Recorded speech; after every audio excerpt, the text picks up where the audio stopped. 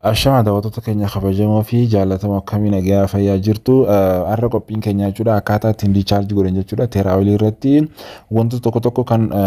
godhuu qabnu isinitti argisiisuu barbaada jechuudha piroodaaktiiwwan kanneen asirratti argaman keessaa jechuudha akkaataa ittiin riichaarjii godhan kanaan duras isin argisiisa jedheen dubbadhee jira jechuudha kanaaf kunooti har'a baallama sana qabadheen dhufee jira jechuudha akkasuma namoonni onlaayin biizinesii haarawaa kan biraa argachuudhaaf barbaadan jechuudha kana malee kana duras kana boodas kan finnu waan ta'uuf jecha subscribe godhaachuudha chaanaalii keenyaaf haarawaa yoo kan taate subscribe gochuudhaan yeroo chaanaalii keenya keessatti jechuudha onlaayin biizinesiin haarawaa isiniif gad lakkifamu akka nu argattaniif jechuudha viidiyoo keenya kanaaf isiniif himuu barbaannaa jechuudha akkasumas namoota wantoota akkanaatiif jechuudha akkaataa riichaarjii godhanis ta'e wantoota tokko tokko kan isaan dhibu yoo kan jiraate sheer gochuudhaaniif isaaniifis akkaataa isaaniif galu jechuudha haa hojjetan jedheen abdadhaa jechuudha. Kanaafuu har'aaf mee akkaataa investitii godhan keessaa inni tokko hoom kan jedhu kana yeroo takka cuqaasnaa jechuudha invest goonee isin argisiisuudha jechuudha. Ergasii riichaarjii kan jedhu asumatti akkuma argitan riichaarjii kana yeroo takka cuqaasnaa. Akkuma argitanii kanneen feetan jiru kan 2000 jira kan 4000 jira hundi isaa jira jechuudha karaawwan kanaan kan feetan godhachuu dandeessu ani fakkeenyaaf kan 600 kana jechuudha ergasii erga asirratti cuqaasnee barreessinee booda jechuudha top up now kan jedhu kan yeroo takka cuqaasna. Ergasii gara kiroomiitiin jechuudha akkaawuntii tokko kan nuuf kennu ta'a jechuudha akkaawuntii kana kan ittiin transfer goonu jechuudha akkaawuntii kana kan transfer goonu commercial baankiidhaan jechuudha maallaqa fudhachuudhaaf garuu karaawwan garaagaraa hedduu qaba jechuudha kanaaf isa kana yeroo takka as tuqaasnaa content copy nuun jedha jechuudha erga contentii kun copy nuun jedhe asuma irratti dhiifannaa jechuudha maaliif enter your transaction ID bakka jedhu kan itti guudna waan ta'eef ergasii keessaa baanee jechuudha CBE baankii seennee transfer goonaaf jechuudha. Erga jechuudha CBE hundarraa wantoota hunda xumurree screenshot godhanne jechuudha screenshot isaati jechuudha ergasii copy kan godhannutu jira jechuudha isa jechuudha transaction ID kana jechuudha yeroo takka ergisne jechuudha copy goona ergasii jechuudha xumura jechuudha inni kun akkaataa ittiin transfer godhamu tokko tokko jechuudha CBEdhaan haala sanaan guutuu jechuudha ergasii kan barbaachisu jechuudha isa kana jechuudha isa kana copy goona transaction ID yeroo sana irraa deebina erga irraa deebine jechuudha kunooti enter your transaction ID bakka jedhu kanatti jechuudha transaction ID nuti copy goone sana jechuudha finnee asirratti guunnaa jechuudha ergasii kun erga kana guunne jechuudha submit kan jedhu kana cuqaasnaa fi submit kan jechuudha yeroo muraasa booda kunuuti akkuma argitan you have recorded your transfer voucher jedha jechuudha confirm goonee jechuudha xumurraa jechuudha payment completed jedha jechuudha ergasii gama appiitti deebina jechuudha erga kana xumurreen booda jechuudha gama appii keenyatti deebine jechuudha riichaarjii keenya sana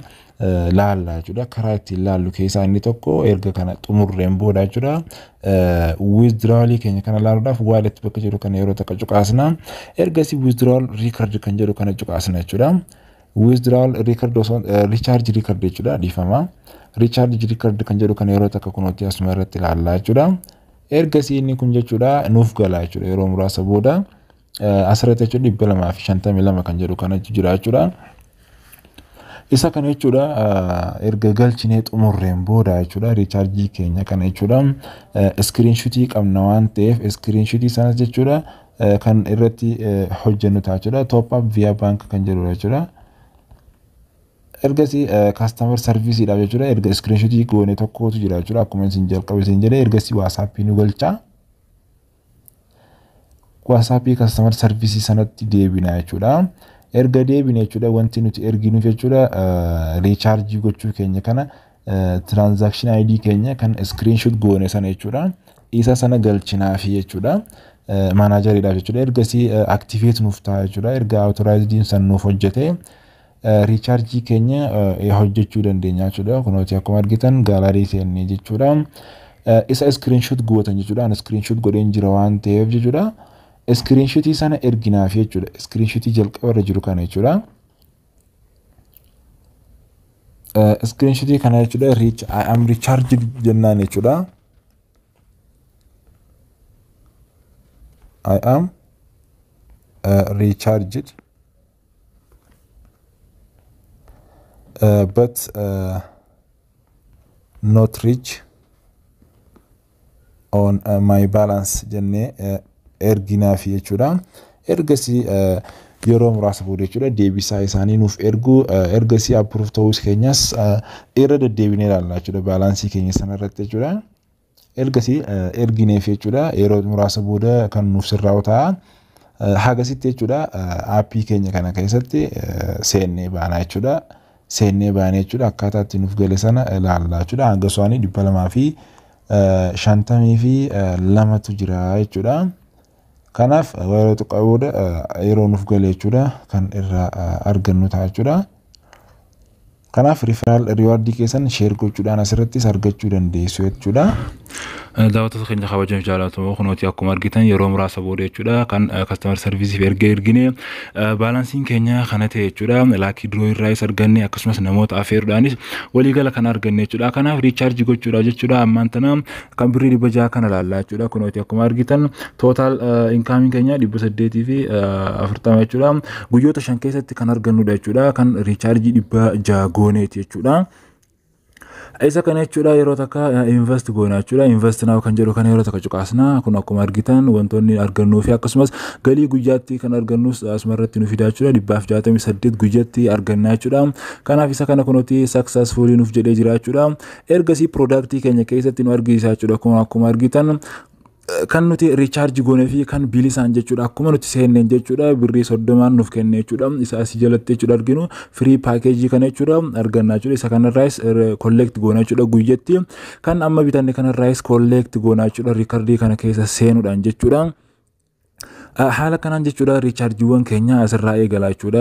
maallaqa keenya collect godhachuudhaaf jechuudha. Kanaaf jechuudha kun baalaansii keenya ilaaltan amma gad bu'eera jechuudha kan irraa binne irraa jechuudha gad bu'eera jechuudha.